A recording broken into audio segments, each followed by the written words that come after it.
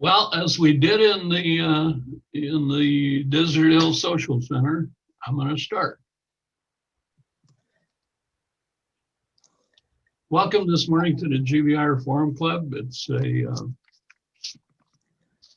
GBR sponsored club here in Green Valley, and we have presentations every Wednesday from September through May, except this year, of course, and that's a common phrase, except this year. We will be doing Zoom sessions for the foreseeable future. I did exchange email with GBR, and they are in the process of planning to open some of the social centers for very limited seating. Matter of fact, the Desert Hills, where we usually met, has a capacity of 250, and they were going to set it up for 47. And what I told Kathy over at GBR is that we would continue to do Zoom until further notice. So we were going to do that. I'm going to do a presentation today that I did a couple of years ago for the Forum Club, and that's an introduction to genealogy. Oh, we're up to 27. That's good. Thank you all for joining us this morning. Our board is also met, and we are not charging dues for 2021. We looked at our budget, our bank account, and we have sufficient money to do the things we need to do. We're not expensive operations. All our presenters present for free, and I make sure I tell them that. There is one presenter that normally charges $50, but the foundation associated with her organization is picking up the bill for us. They want her to do the presentation and so forth. Okay. Now I would like everybody to mute their device, whatever their device is. And if you have questions along the way, please submit them to chat. There's a chat option on your screen, and you can do that. And I'm going to go to share screen right now. Can Levant? Oh, thank you. We had one unmuted. So we're going to go to share screen right now, and you're going to have to bear with me a little bit because I'm going to share screen between a PowerPoint presentation and some websites, and I hope it works. Marilyn, if it's not working, please pop in and let me know.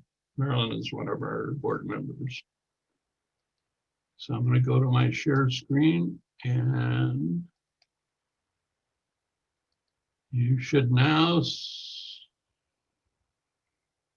see introduction to genealogy. Is that correct? Somebody nod if that's what's on your screen now. Thank you very much. Okay, here's introduction to genealogy. It's the basic intro to genealogy that we've done many times. I've done many times before. There's a slide with some of my ancestors on it. And what I will be doing today is using my family as examples, not because I want to brag about them.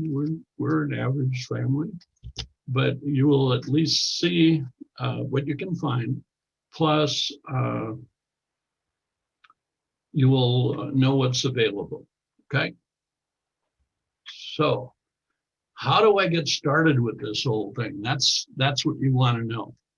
And the first thing to do is to start with asking yourself questions, because you know a lot about yourself, your family. So you ask yourself a bunch of questions, and make sure you record these, and I'll talk about how to record them in a little bit. And then go onward and outward and talk to your family members, brothers, sisters, parents, if they're still around, grandparents and such, and get their stories in particular, because when you put all this together, family members want to hear the stories. You know, they're not so concerned that great grandpa was born in 1879 at such a time. But the fact that great grandpa had the first tractor in North Dakota farming is much more interesting than what it was when in the old steamers or something like that. So you ask your family questions, ask your neighbors questions. And I've done this, I've listened to several presentations on beginning genealogy, and this is one that very few of them mention. But neighbors know things about your family that you don't know or have forgotten. And they know some of the good stories. They know some of the embarrassing stories. The neighbors are good to talk to. And, they like to talk about each other. Classmates, whether they be elementary school, high school, college classmates, probably not so much college, but the lower grades. And make sure you record all these sort of stuff. Okay, another place you can go is school yearbooks. And the picture on the right happens to be from the yearbook of 1963 in Newfoundland, Minnesota. And you can see they're most athletic. We only had 37 people in our graduating class, so it wasn't hard to be the most of whatever we were doing. And I am number 60, in case you haven't figured it out. The woman beside me, she and I did date for a while, and as we were juniors and so forth. But it's kind of interesting. I haven't talked to her since high school.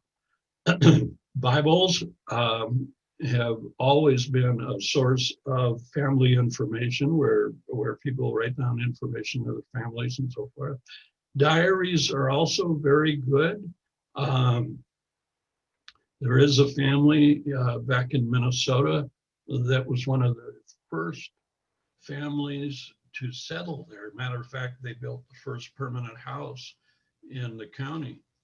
And the guy kept a diary, and every day of his life, he recorded the weather, the temperature, whether it was cloudy or not, and so forth. And meticulous, very meticulous.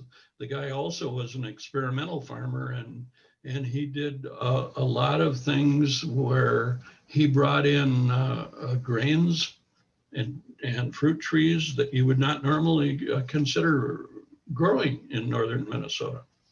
Newspapers, of course, are an excellent source of information because especially the smaller town newspapers, and I grew up in a smaller town, so you did almost anything and you got in the newspaper.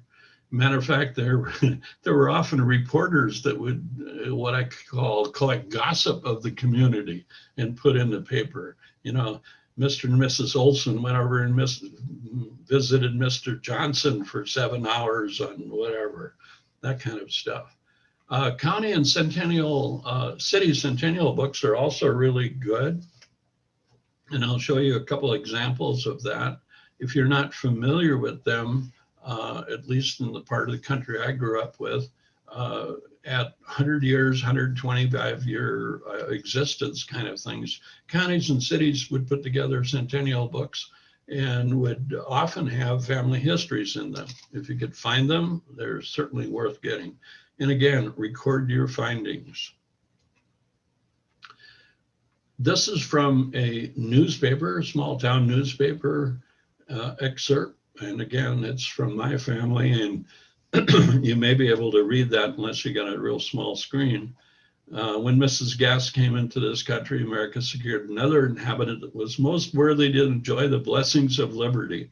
She was an energetic toiler and worked hard to educate and instruct her children so they'd be good and useful men and women. All right. He was a man of consistent life, which I have no idea what that means. Esteemed and respected by all who knew him. Large attendance at his funeral and procession tested the high esteem which he was held. Now, remember, these are obituaries from, 75 years ago. These are my grandparents, yes, quite a while ago. You probably wouldn't read this kind of obituary today. So it's kind of interesting. How do you get newspaper things? If you go to the newspaper of the area community that you're researching, They may have on archive their own holdings, and some newspapers do it themselves. Over the past few years, however, the newspapers have been submitting it to different places, newspaper.com and newspaperarchive.com. Both of them cost money. One is $19.90 a month, one is $19.95 a month. I think it's interesting that they're nickel apart. And one of them is 95 cents less expensive for 6 months. And you can go out and find those on the web and go and use them if you want to. This has always been fun. Do some traveling and visit some of the county and state historical societies, museums. Many of them have libraries that you can visit. Courthouse records, if you're looking for family members, in particularly deceased family members, because getting records of people who are still alive have different rules. But if they're deceased, you can get them. And I have found records at the county courthouse that I didn't know about. And of course, cemetery visiting is always a way to collect information. The nice thing about cemetery visiting, other than finding your own family and family members, is you find neighbors there. And you may be able to connect with those neighbors and find stories of their community remembrances.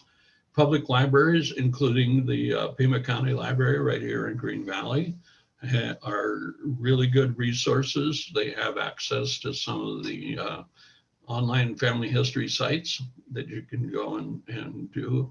And remember to record your findings. I'm going to get real repetitive, by the way, on record your findings.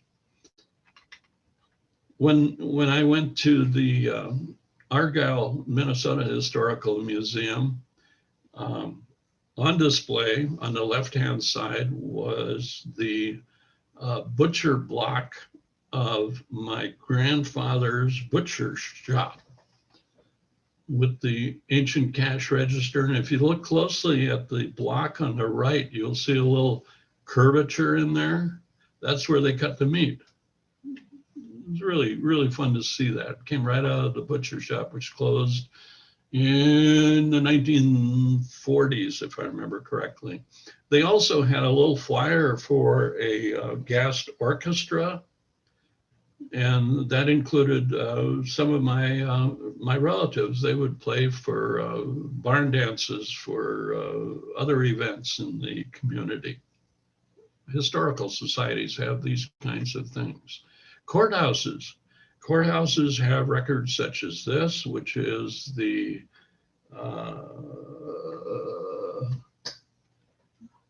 Register of Deeds, a copy of a deed. Oh no, this is his enlistment in the Army back in World War I. He fought in World War I. He was in artillery and was stationed in France and then in Belgium before the war ended. As with most war veterans, he would not talk about it. And we've found that to be true through all the wars that I've done research on. The war veterans, the ones that are in combat, almost never talk about their experiences, except when a grandchild asks, "Grandpa, what was it like during World War II?" They will tell the grandchildren. They don't tell the children, but they will tell the grandchildren. So if you're doing family research and have some older people have the youngest generation ask the question rather than you asking the questions. From the Minnesota Historical Society, they had a published book, The History of the Army Artillery Park from World War I. And in the index, you can see right there, Baki A happens to be my father. They got the name of the town spelled incorrectly. It's one word, not two, but that's minor. And that shows that he was in the Army Artillery Park that went to France. You may have heard of Castle Garden. Castle Garden was the site that much of the immigration came through during the 1800s, and the 1800s were a really significant part of immigration to the United States mostly from Europe. It was the first immigration center, as you can see on the screen. It has an online website right there. Oh, by the way, if anybody wants a PDF of these slides, okay, if anybody wants a PDF of these slides, all you got to do is send an email to the email I used to let you know about this this session today. Okay, that'd be gbrforumclub@gmail.com. Or you can send it to me personally. Either one will work, but I'll be happy to send out slides. I may remove a little bit of family stuff, but that was the first immigration center in the United States. Ellis Island, of course, we know about a whole lot more because it got a whole lot more press, and it actually didn't start until 1892. So depending on when your ancestors came to this country, you go to one site or the other site. And again, I'll send you these slides. You don't have to make notes. From the passenger, this is from the Castle Garden site, okay? This is from the passenger list of the ship. It's just a photocopy of the record, and you know, if you look like this, you can read it, sort of. This happens to be my grandfather, who came at the age of 44, which was pretty old for an immigrant, and he came with a full family. There were several children that came with. My grandfather on the other side came alone from Norway, and he either sent a letter to his sweetheart back in Norway or whatever, and she came a year later. He came to establish a homestead and so forth. Now, if you don't like reading it like this, they do have it translated into English, and it's a whole lot easier, if you will. It says the name, the arrival date, the birth, approximate birth date in this case, gender, ethnicity, place of origin. And when I get to DNA, just remember this says his ethnicity was German and he came from Germany. Therefore, one would assume that if it was my grandfather, I am half German. Wait till you see DNA. Even has the ship name. The Wisconsin is the ship that they came from. Another thing, if you're really lucky, about 10 years ago, I received an email from a distant cousin in Oslo, Norway, where the Baki family came from. And he did research over in the Norwegian records because he could read them, right? They were written, some in Old Norse, some in New Norse, but he could read them and translated them. And one of the things that he sent me was my genealogy. And remember, in Norway, the names were a given first name, and usually the father's first name with either son or daughter on the end. And sometimes they added the farm name after that on it. So these names look different. But the thing that's really, really interesting is this bottom part, Inge Bjardsson, who was born in 1185. And if you'll notice, his occupation was King of Norway. Norway at that time had several different kings, depending on which part of the country you were in. And my 22nd great grandfather was a king of part of Norway. Now, when I first told some of my family members this, they go, "Oh, wow, we're descendants of a king." until I pointed out that kings became king in Norway by being bigger, badder, meaner, stronger than anybody else. And if the descendant couldn't hold it, then somebody else became king. There was nothing royal about it. There is today in Norway, but there wasn't back then. Uh, you can also find on county records, citizen or state records, both citizenship papers when they applied for citizenship in the country. You can find homestead records. The Homestead Act of 1862, signed by President Lincoln, allowed people to claim up to 160 acres of land, do improvement on it over a number of years, and it would become theirs. And it populated much of the country in the late 1800s. Okay, how are you going to record all this stuff that you've collected? One, you can do it. I got a blinking. Oh, it went out. Oh, I bet I got a comment. I'll look at it. You can do paper records. Most places now have really good photographic copying machines, and they may charge you $0.25 a page or something like that, but they'll do that. Several of them have now gotten to digital copies. Matter of fact, I was at the Minnesota Historical Society, and I found a book on the history of a community that I was researching, and for I don't know, what was $24 or something like that, they emailed or they gave me a digital copy so I can have it on my computer, which is really nice because, you know, once you have a document on a computer, you use the search function and go in there and search and find the information you're looking for. Smartphones, if you have a smartphone, and most people do these days, you can take photos. Matter of fact, if you find books that are not available digitally and you want a copy of a page or a photograph, you can take it on your smartphone. Laptops with portable scanners. I've done this myself. I have a little portable scanner sitting right beside me in a laptop. And when I go to some places, I'll just scan it there. There is something called optical character recognition software. So if you scan a document and it's a typed document or a printed document, the software will scan that into an editable form.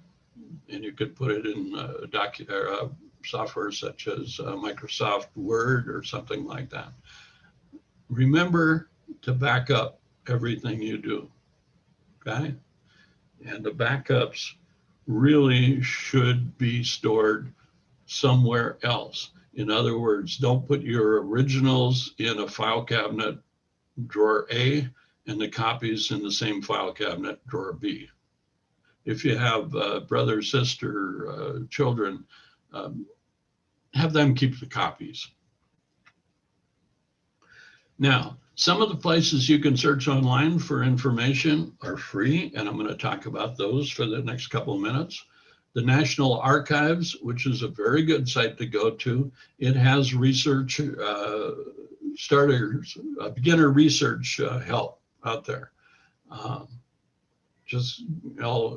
I said, I'll send you guys the PDF of this presentation if you want to go out and look at it. It's really a good research tool. Now, there are two cemetery sites that I've found, Find a Grave and the US GenWeb project. Find a Grave, it has more information from the Midwest than US GenWeb. US GenWeb has more information on cemeteries and graves from the eastern part of the United States. So depending on where your ancestors are from, they're both free. You can go out and search either one of them for the same person and find it. And they're both run by volunteers. There are people that go out to the cemetery, take pictures of the tombstones, and transcribe the information that's on it, you know, name, date of birth, date of death, and so forth. and put it out there for everyone to see. And it is a free service, so you should try them out. I found a couple of special interests the last couple of days that I had never seen before. The Atlas of Historical County Boundaries. And that would be interesting for some of, probably a lot of the people.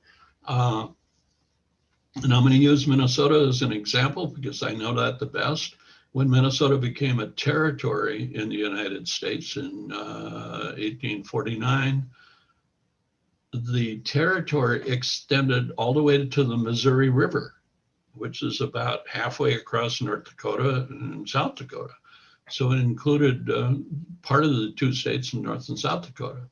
When it became a state 9 years later in 1858, the border became the Red River of the North. So it shrunk in size from a territory to a state. They also have, it goes by year. So you can look at it in 1850 and see what the county boundaries were. And then you look later. And the reason this is important is I found a note that one of my ancestors had written that he arrived in a town and he named the county. Well, that town is not in that county anymore. But when he arrived in the 1880s, it was, because of the processing of dividing the state into counties. If you have Civil War veterans, the Civil War Soldiers and Sailors database is something you can look at. I do not. All of my family came in the 1800s, so in the late 1800s. So there are no Civil War people that I'm aware of there. If you have other veterans in your family and you want to find information about them, the National Archives in St. Louis, Missouri, is the repository for military service records. Now, I got to tell you that in 1970, 71, one of those 2 years, there was a large fire in the archives in St. Louis, and much of the permanent records were lost. They were all paper at that time. They are now, they're not digital. You can't go out and look at them, but you can fill out a form and request information on former service members. The LDS Church, the Mormon Church, has free access to a place called FamilySearch.org. And at the end of this, I may go, and if I have time, I may go to that website and show you what it is. But you can go out there.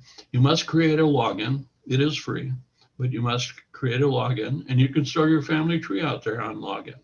Now, for those of you that know about the LDS Church, there is great value placed on ancestors in the church beliefs. Matter of fact, you can save ancestors to the LDS Church, even if they died before the LDS Church was formed. It's kind of an interesting thing, but they have, and in Green Valley, there is an LDS Church that has a library. We've been there. Very nice, helpful people over there.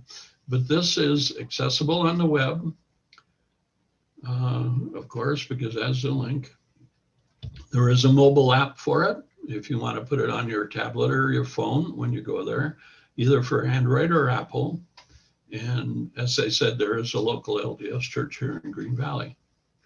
There's a place called Geni.com, Geni.com, which is both free and a pro version. I have an account. You must create an account there too. And I don't have the pro version, so I don't have access to it via my phone or tablet. But it's another one that doesn't cost you anything. And early on in my presentations of this, I would do the presentation to the community ed of the back in my hometown. And most of the people there wanted only free stuff, all right? Because I got to go, well, we're not gonna pay for that. We just want to go out and look and find it. So here's a way of doing it. The LDS Church is probably far better, but that's another choice you have. And now I'm going to go to the For Pay site, and these are not cheap. I think Ancestry World subscription is $300 and some a year. You can go to Ancestry and must create a login. You can start your family tree again online. It's accessible anywhere. It has a mobile app for both Apple and Android. And this is the one my sweetie and I use most often. We have a world subscription partly because of my connections in Norway, but also when Bev's family came to the United States, a lot of them came through Canada. Not all of the immigration to the United States came through New York, of course. They came through Boston, they came through New Orleans from the South, and many of them, particularly in the northern states, came through Canada, and Bev's ancestors did that. So we have the world subscription. There's another one called myheritage.com, also subscription only. Create a login, store your tree online. We still have a subscription to this one. It has different people in it, you know, just because of the people who join it and so forth. But it is an excellent site if you want to buy one. If you have a computer, a laptop or a desktop, you can store all of your information on software for your Mac or Windows machine. Family Tree Maker used to be owned by Ancestry.com, but MacKiv bought it and have maintained it. And there's 2019, I think, is the most current version. I'm expecting to see a new one out this year of that. Allows to maintain your family tree on your local computer. It also will connect, if you have a membership, with both Ancestry and Family Search from the LDS Church. And it gives you hints. You don't have to do anything. These things run in the background and take your tree and search through theirs. And the really nice thing about this one is it works without internet access. So it's, you know, it's on your computer. So if you are in a campground and there's no internet access, you can still work on your family tree. Ancestral Quest.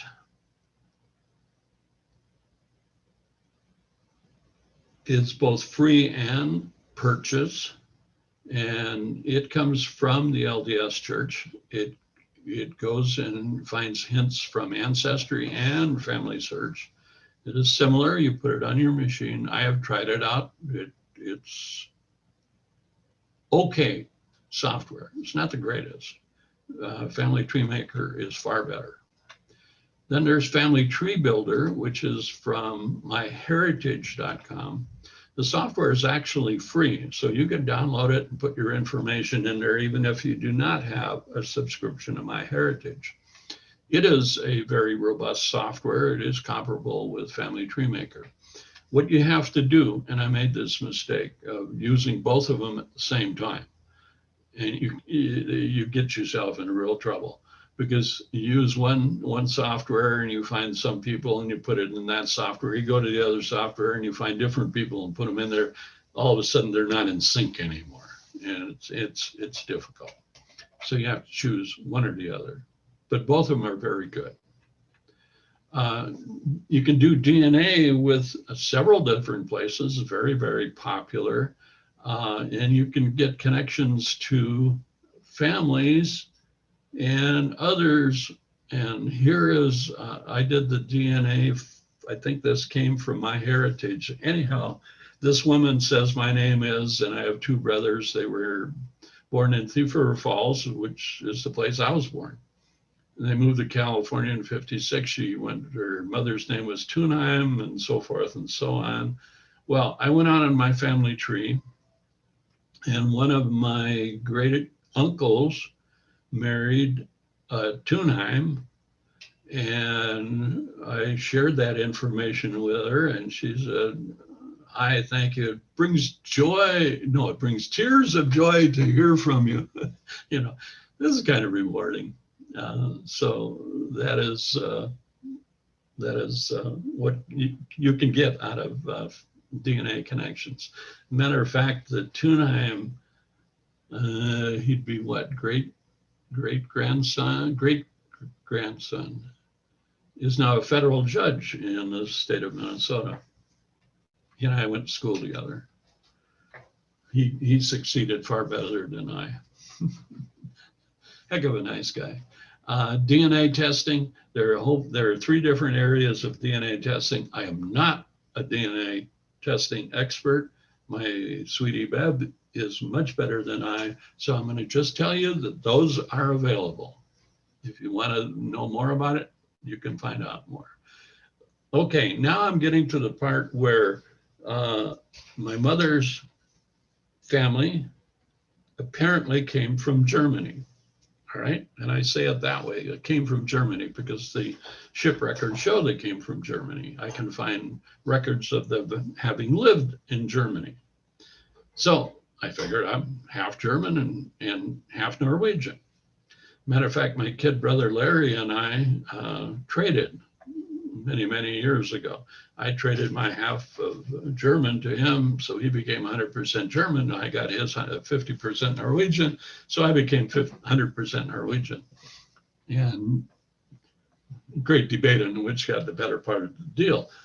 However, DNA testing from MyHeritage says, according to their research, I am 76.3% Scandinavian, 12.3 Eastern European, and 11.4 North and Western Europe. Okay. Eastern European could include some of Germany. Northern European definitely could include part of Germany. And the best I can figure out is somewhere in that family, people migrated from Scandinavia to main part of Europe and lived there. Not only that, Ancestry.com says almost the same thing, only they go a little more into detail where 50% is from Norway, 21% from Sweden. So you add the 2 together, that's 71, which is pretty close to the 72 that MyHeritage had. They also say Eastern European at 29%. Not only that, 23andMe, all right, says that my DNA says I'm 72.3% Scandinavian, which includes Norway. And you see down there, Stockholm County, Sweden. I can do a good accent too. Is part of my ancestry. So I've done research, and my cousin in Oslo has done research on the family farm. It's located north of Lillehammer, and I think you may have seen Lillehammer in one of the earlier reports. And that's where the Baki name comes from. So my father's family were 99% certain it has a long history in Norway.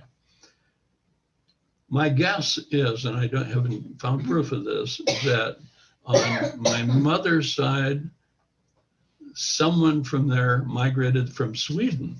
We got down to Sweden now. Migrated from Sweden down to Poland, Germany area, and lived there before coming to the United States. Okay, share and publish your findings. At some point in time, you should share it. Well, you should share this along the way all the time. Share your tree if online, and there are options with all 3 of the major sites, the LDS, MyHeritage, and Ancestry, to share with families. So you can restrict them from editing anything. They can just go look and that kind of stuff. If you are reasonably good at web development, you can create your own. And I created the BakiHistory.com. You can write a book. Okay. Now, right here in Green Valley, the Pima County Library, which right now is closed, you can still go online. You can still check out books. You can do a lot of things there. I have not gone out to see if they have made their Ancestry edition available online to members of the library or not, because it says right there on the screen that it's available at the library only. But they are really nice people over there, and they do lots of good things. Right now, you cannot go in. You cannot, and you cannot go in, no. No, so it's probably not available. The Green Valley Genealogical Society, which is a member-only society, is really good. We joined that and have gone to a few meetings. They're extremely active. They have a large membership. They meet via Zoom right now, but they normally meet and have guest presenters. And if you want to go there and go in and say, you know, I'd like to get started with this, you're going to be surrounded by a half a dozen people. Oh, I can help you with this. What's the country? And they get really excited. So it's a good place to go. They also have a library over at La Posada, which is closed right now, but they have good research tools over there as well. Back in Minnesota, there is the Red River Valley separates Minnesota from the two Dakotas, and they have a regional genealogical society for which we're also members, and they have good resources from up there. A commission that I was part of for 25 years is the Heritage Education Commission, and it puts on an annual family history workshop. And the reason I put this out there, we have a lot of oral histories, and oral histories are a good way to find out about from people who lived at that area. And we have two parts of it, the local area oral history and the Veterans Oral History Project, which is very similar to the one offered by the Library of Congress. And again, if you have veterans in your family and want to know something about them, you can do that. And here's my next to last slide, and I'll read it if anybody is on a small screen. An older woman talking to probably her granddaughter. Great Uncle Bertrand didn't have a computer in 1880, so how will you find him online? Right. There's my personal email that you can send a request if you want a PDF copy of these slides, or you can simply reply to the invitation that you got and do that. Now, I'm going to stop sharing this, and we're going to go back to, we have a chat question. You fade sometimes. Oh, I'll see if I can fix that, Joe. Did anybody else notice that? We got to, anybody wants to put go off mute now, please do so, and we can chat. We have 26 people online, so if you want to go on offline and back online and ask your questions and so forth, it'll work. Hi there. I see familiar faces from the GVR Forum Club meeting when times were normal. Les, yes. You mentioned homestead paper. How did you research and find out that? That I found at the State Historical Society. Okay. They, the state had the records on the applications for homesteads. Okay, thank you. And I think every state probably has State Historical Society, they for sure have the records. Whether Okay. they put them online yet or not is hit and miss. The state of North Dakota doesn't have nearly the number of records online that the state of Minnesota has, for instance. And I know that because the research crosses the border. Thank you. Mhm. Susan, did you have a question? You're gonna have to unmute. You're gonna have to unmute. There you Can go. you use Bureau of Land Management to find? Oh, yes, Bureau of Land Management also. Yes. I should have included that in the slide. I'll add that information. Also, the homestead began in Nebraska, about 30 miles from us, and they have a national park down there that have a lot of records in Beatrice. Oh, I didn't know that. Well, that's where Daniel Freeman showed up to get the first homestead. All right. Yep. Local history. Yes. Question. Okay, we're all of an age. What do we do with our research? Well, that's always a good question. The obvious answer in the past, all right, was write a book. I've done that, genealogy for our town. Oh, okay. Yes, I've assisted some people with doing that.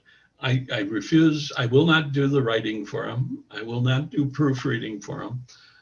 What I did was, I was just chuckling at the other comment. Only Lena joke?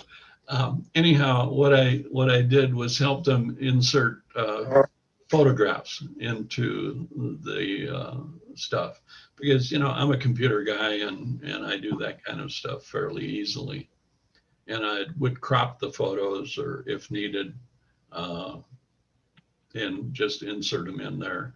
And then if you're going to use something like Microsoft Word to create your document, you can do indexes, you can do table of contents, indexes for both names and figures, such as a photograph or a map or a building or whatever the photo may be of. Yeah. I tried the Only Lena joke last time. And as Joe Jackson said, it's really tough to tell a joke when you don't have any audience reaction. So you want one, somebody wants one. Oh, Neil, you want one too, huh? I know Neil. Neil and I served on the County Historical Society board for a number of years. Gigi is asking, I'm Jewish and many name changes occurred when people came to the US. How can you search when that happens? I help the temple in Green Valley here. I'm a tech support guy over there, but I have not done Jewish research. There is a member of the temple who a couple of years ago did some Jewish research classes. And I'll see, Gigi, if you know Stacy, the administrator over there, you can ask her who did the classes, or ask Ruth Ann, the president. She probably would know. That's good.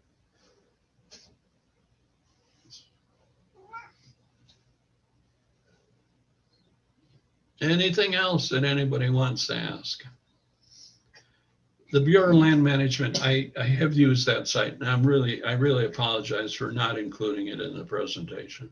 It really should be in there. Anything else? Down to 23 people. Yes. The Jewish Community Center up in Tucson, I went to a presentation on genealogy with them. It was fascinating. Yes, and they do a lot of work up there too. So that's another resource that people could use. right. Yes. Did you hear that, Gigi? I assume you did. Yeah. But I know there is a member of the local who has done classes, and she is very knowledgeable in family research. Somebody else raised their hand. I thought I saw out there somewhere. Did I miss that? If you want to say something, just go ahead and unmute, and we'll go like that.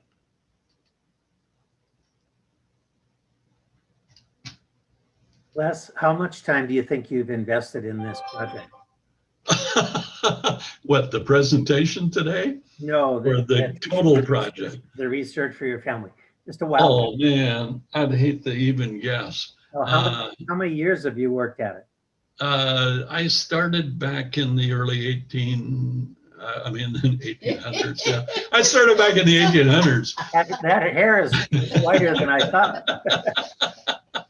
No, I started back when everything was on paper, back in the late 1970s, early 1980s. Okay. And I now have almost 10,000 people in my database, Wow.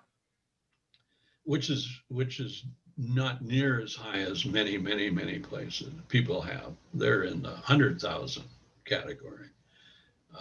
But I go back, and again, due to my connection with a cousin in Norway, at least on that side of the family, I go back to 1066. We had an ancestor that was killed in the Battle of Stamford Bridge, which was the last battle of the Vikings, and where King Harold of Norway defeated King Harold of England defeated King Harold of Norway.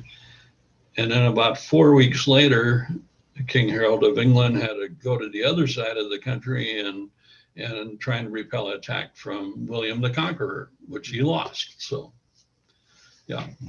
So I have a son that went to Norway to teach for 2 years. That was 14 years ago. He's still there. He got married. I now have 2 grandchildren that live over there. So I went to visit my family. And in visiting my family, you know, I had a couple of questions about family history. And he turned around and he just pulled a book off of the bookshelf behind him. And he opened it up and he had information in that book about, you know, my great-grandfather, my grandfather, my father, all of that was just in a book on his shelf. Yep. And apparently the families there publish these books periodically. So the exchange that I got with him was he wanted to know, did I have children? Did I have grandchildren? What were their birth dates? You know, all that kind of stuff. So he was adding that to the database. So my family is probably a part of the next book that's coming out. In Norway. In Norway. Yeah.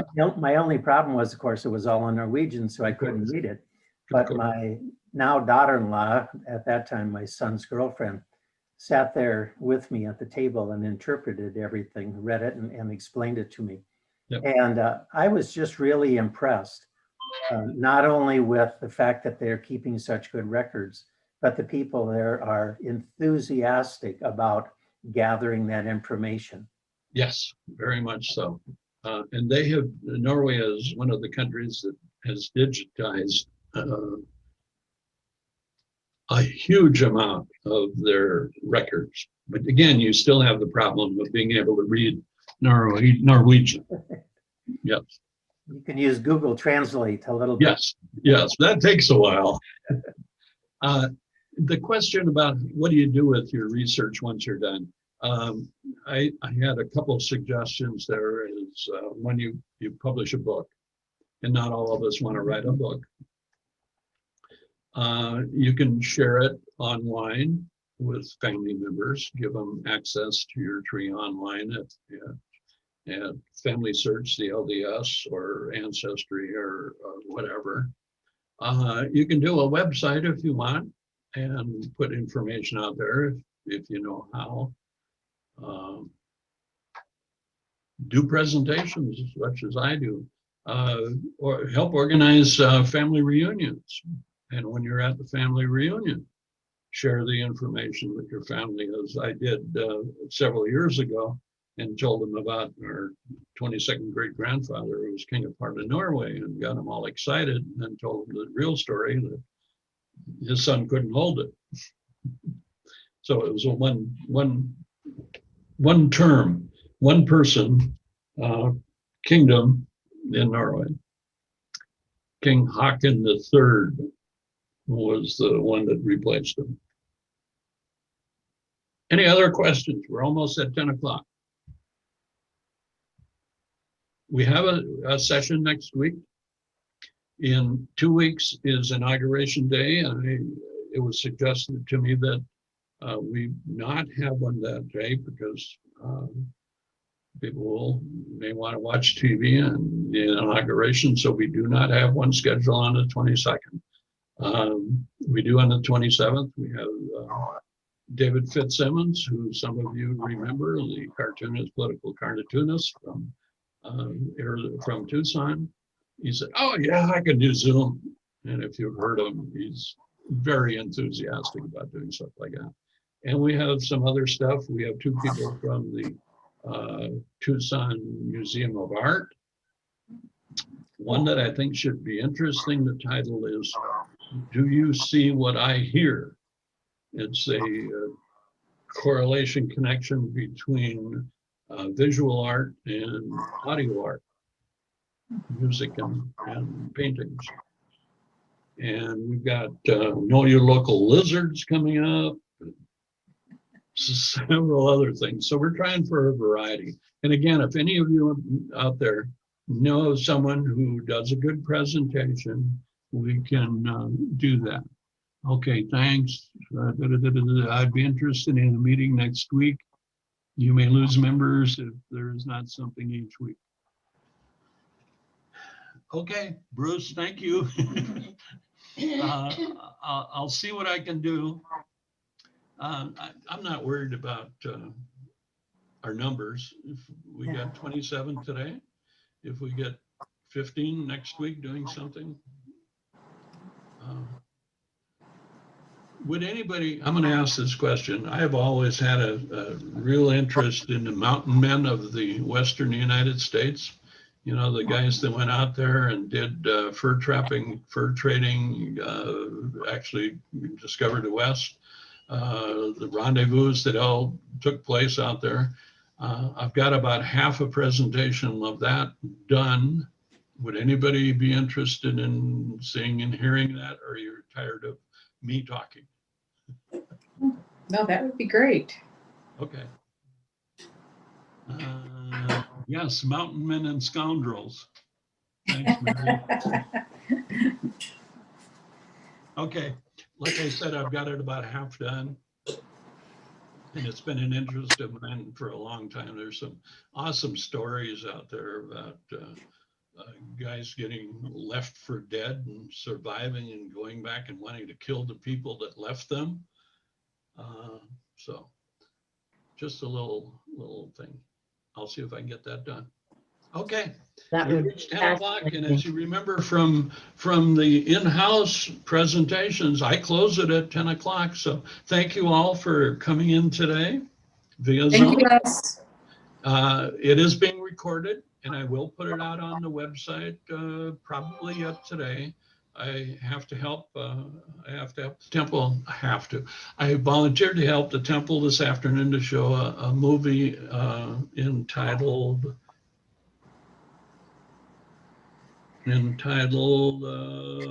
Harbors from something. Anyhow, it's about a number of Jewish families that moved to Singapore, China, to get away from the atrocities that were going on in Europe. And the video is excellent. If anybody wants to see that video. I was already planning on it. See you this afternoon. Awesome, Roberta, thank you.